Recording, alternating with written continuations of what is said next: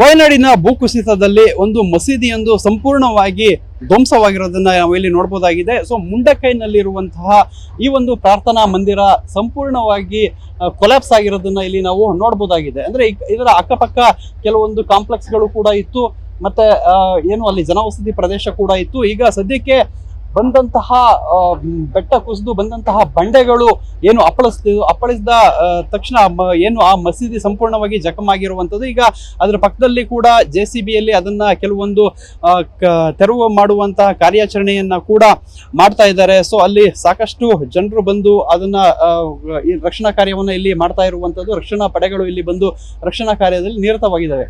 ಏನು ಗುಡ್ಡಗಾಡಿನಂತಹ ಪ್ರದೇಶದಲ್ಲಿ ಈ ಒಂದು ಮಸೀದಿಯನ್ನ ಕಟ್ಟಲಾಗಿತ್ತು. ಸೊ ಇದಕ್ಕೆ ಅಪ್ಪಳಿಸಿದಂತಹ ಬಂಡೆಗಳು, ಮರದ ದಿಮ್ಮಿಗಳು ಎಲ್ಲವೂ ಕೂಡ ಮಸೀದಿ ಒಳಗಡೆ ಮರದ ದಿಮ್ಮಿಗಳೆಲ್ಲ ಹೋಗಿ ಸೇರ್ಕೊಂಡಿರೋದನ್ನ ನಾವು ಅಲ್ಲಿ ನೋಡ್ಬೋದಾಗಿದೆ. ನಾವು ಈಗ ಝೂಮ್ ಮಾಡಿ ನಿಮಗೆ ತೋರ್ಸೋದಾದ್ರೆ ಆ ಒಂದು ಮಸೀದಿಯ ಒಳಗಡೆ ಇಟ್ಟಿರೋ ಹಾಗೆ ಕಾಣುವ ಹಾಗೆ ಮರದ ರಾಶಿಗಳು ಕಾಣ್ತಾ ಇದೆ. ಅದೆಲ್ಲ ಬಂದು ಏಕಾಏಕಿ ಮರದ ದಿಮ್ಮಿಗಳೆಲ್ಲ ಬಂದು ಮಸೀದಿಯ ಗೋಡೆಯನ್ನ ತುಂಡರಿಸಿ ಒಳಗಡೆ ಬಂದು ಸೇರ್ಕೊಂಡಿರೋದನ್ನ ಅಲ್ಲಿ ನಾವು ನೋಡ್ಬೋದಾಗಿದೆ.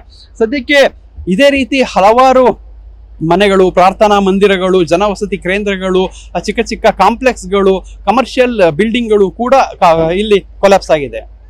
ಕ್ಯಾಮ್ರಾಮನ್ ರಾಜೇಶ್ ಜೊತೆ ಪೃಥ್ವಿರಾಜ್ ಬೊಮ್ಮನಕೆರೆ, TV9 ಕೇರಳ.